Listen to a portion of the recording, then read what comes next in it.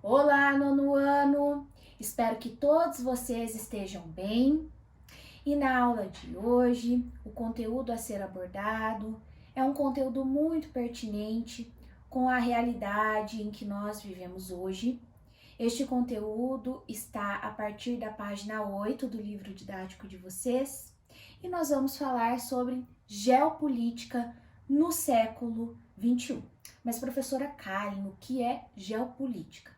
Então, a geopolítica está diretamente relacionada com a soberania de um Estado com letra maiúscula, ou seja, de um governo sobre um território, certo?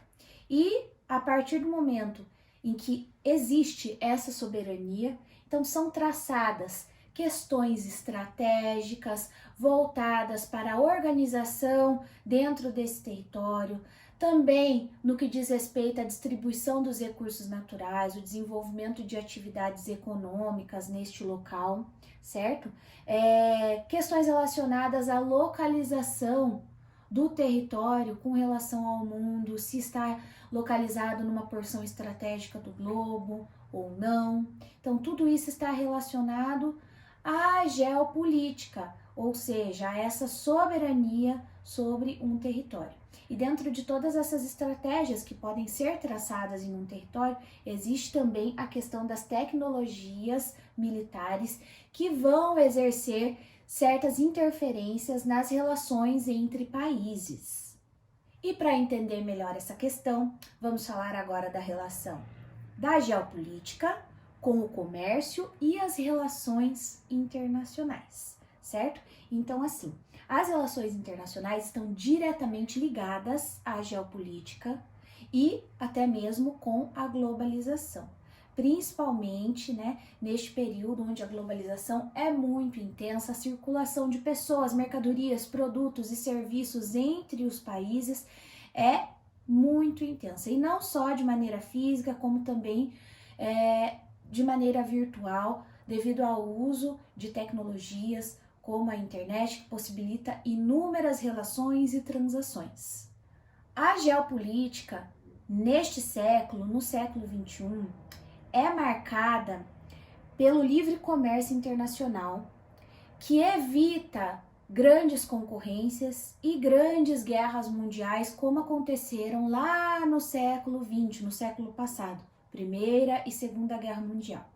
Então, com o livre comércio e a globalização, as economias podem se integrar de maneira mais intensa e essa interdependência de uma economia com a outra acaba então justificando a ausência de conflitos. Então, toda essa interdependência faz com que os conflitos sejam evitados entre os países, porque uma economia depende da outra. E nesse sentido, se ocorressem guerras, parceiros econômicos poderiam ser afetados e uma crise econômica mundial poderia ter, então, um caráter muito devastador para as economias, certo? Então, o livre comércio é uma grande característica da geopolítica no século XXI.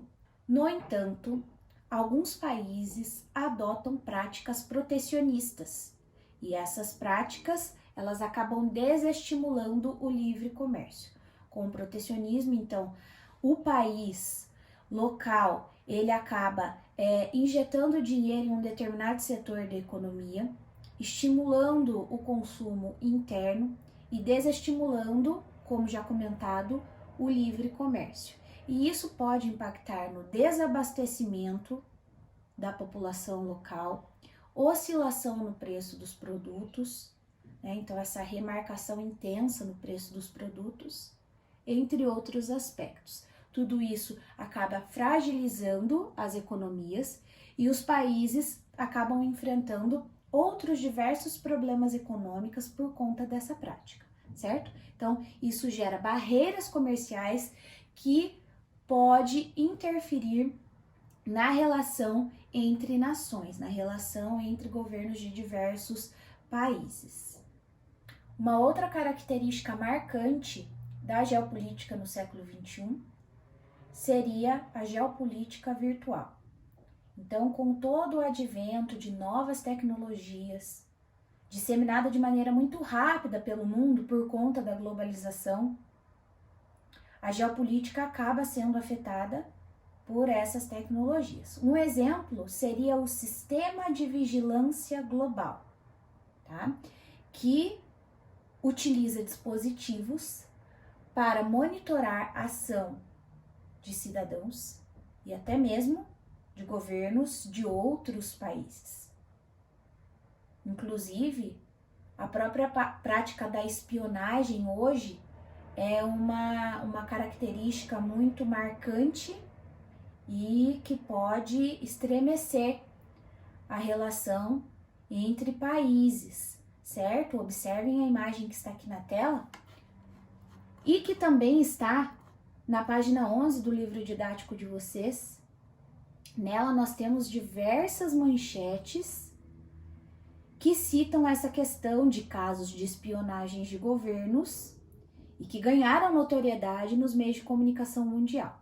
Então, a primeira delas diz: CIA pode espionar qualquer coisa ligada à internet. Espionagem virtual ainda vai movimentar governos, companhias e usuários. China plantou chips em computadores para espionar Estados Unidos, Apple e Amazon. Tentativas de espionagem da China preocupam democracias globais. Então percebam, pessoal, que o ambiente virtual ele vem se tornando uma espécie de território, onde diferentes países, diferentes empresas buscam manifestar a sua influência, a sua autoridade, o seu poder de controle. E esses países e empresas vêm aprimorando cada vez mais as suas tecnologias. Então, toda essa tecnologia que apresenta características muito positivas para o momento em que nós vivemos hoje, porque informa, facilita a vida das pessoas, também pode gerar conflitos de ordem geopolítica por conta dessa questão da vigilância, da espionagem, entre outros aspectos. E aposto que todos vocês provavelmente já tiveram contato com alguma rede social ou têm alguma rede social, e toda essa informação que a gente acaba fornecendo para as redes sociais, como nossos dados pessoais, pode ser um problema, pode desencadear diversas questões que representam a nossa não segurança, porque pode acabar resultando em sequestros, roubos virtuais, invasão de contas bancárias. Então, temos também essa questão da tecnologia impactando a vida de nós, cidadãos comuns. Vamos falar agora de uma outra importante característica da geopolítica no século XXI, que também está relacionada com a globalização, que seriam as organizações multilaterais, que são organismos compostos por diversos países que apresentam objetivos em comum. E como exemplos de organizações multilaterais, primeiramente vamos falar da ONU, a Organização das Nações Unidas, que é muito citada em noticiários, na televisão, manchetes na internet, noticiários na internet, certo? Então, a Organização das Nações Unidas, ela é composta hoje por 193 países e ela foi criada no século passado, no ano de 1945, após a Segunda Guerra Mundial. Seu objetivo principal seria manter a paz e a segurança internacional, dando apoio em situações de grave violação dos direitos humanos, evitando conflitos entre países, dentre outros aspectos. Uma outra organização multilateral seria a OMC, a Organização Mundial do Comércio, que também está vinculada à ONU e que visa assegurar o livre comércio entre os países, evitando bloqueios, barreiras comerciais que possam ser impostas aos países membros e, consequentemente, impactar economias e gerando até mesmo conflitos, certo?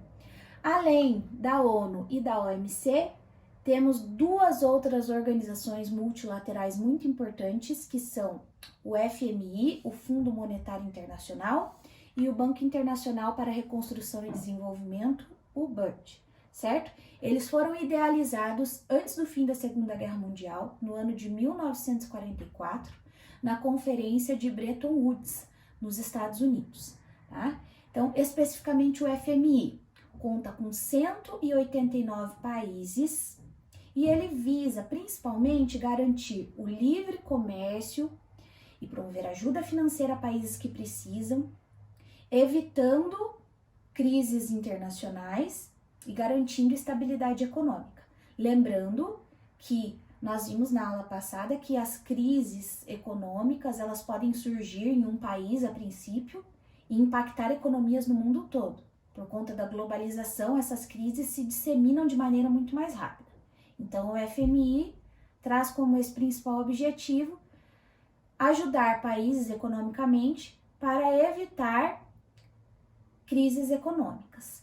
E o BERD, ele foi criado lá em 1944 com o objetivo inicial de conter o avanço do socialismo soviético na Europa após a Segunda Guerra, mas hoje ele tem um objetivo muito semelhante ao do FMI, que seria conceder empréstimos para empresas privadas, governos de países, estados ou cidades, certo? O BERD que hoje é conhecido apenas como Banco Mundial.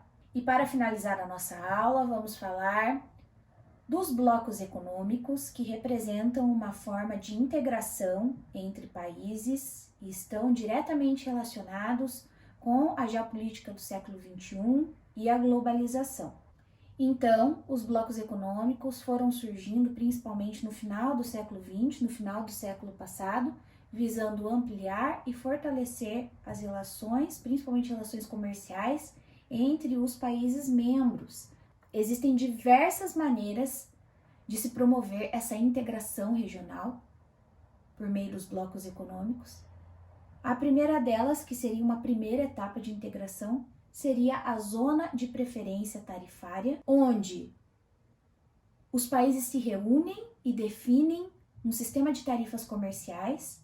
Essas tarifas podem ser aplicadas a produtos específicos e que vão beneficiar, que vão então apresentar tarifas reduzidas para os países membros. Um exemplo seria o Bloco Econômico ALADI, ou seja, a Associação Latino-Americana de Integração. Uma outra forma de integração seria o Acordo de Livre Comércio, que prevê uma relação meramente comercial entre os países, onde existe a redução ou eliminação de tarifas e impostos sobre importações e exportações dos países membros. Um belo exemplo desse tipo de integração seria o NAFTA, ou então o NAFTA 2.0, né, que é um acordo entre México, Canadá e Estados Unidos. Então, tarifas de importação e exportação são muito reduzidas ou até mesmo eliminadas, beneficiando principalmente a economia dos Estados Unidos. No entanto, México e Canadá também fazem parte desse bloco. União aduaneira é uma outra forma de integração, que seria, no caso, uma área de livre comércio, onde há redução ou eliminação de impostos sobre importações e exportações. Os países membros adotam uma tarifa externa comum e padronizam valores de produtos importados vindos, então, de países fora do bloco. Além disso, há uma livre circulação de pessoas entre os países membros, então essa forma de integração é muito mais intensa que as duas outras anteriormente citadas. E um exemplo seria o Mercosul, o Mercado Comum do Sul, composto por Brasil, Paraguai, Uruguai e Argentina. Uma outra forma de integração regional seria o Mercado Comum, que apresenta uma relação ainda mais intensa de integração entre os países membros. Então, que possibilita a livre circulação de pessoas, mercadorias, serviços entre os países membros, e as legislações também acabam sendo muito semelhantes entre os países. Um exemplo seria a União Europeia. O estágio de integração regional seria a União Econômica e Monetária, que seria o máximo estágio de integração regional. Nesse estágio, nós temos a unificação de moedas e a unificação dos bancos centrais. Então, a União Europeia seria o único exemplo de bloco com essa característica de união econômica e monetária, porque entre 19 dos 27 Estados membros, nós temos a zona do euro, uma moeda comum entre esses países, que seria o euro. Mesmo a União Europeia tendo esse nível de integração regional muito intenso, que acaba fortalecendo a economia dos países membros, ele vem passando nos últimos tempos por alguns impasses, por algumas crises, principalmente relacionado à questão da saída do Reino Unido do bloco, que foi oficializada em janeiro deste ano, em janeiro de 2020. E para finalizar a nossa aula e sintetizar os conteúdos aqui abordados, eu peço para que vocês executem, façam a resolução do exercício 6 da página 16 do livro didático, que traz essa questão dos níveis de integração regional entre países. E eu volto aqui para corrigir esse exercício. Bons estudos para vocês, pessoal, e até mais. Tchau, tchau!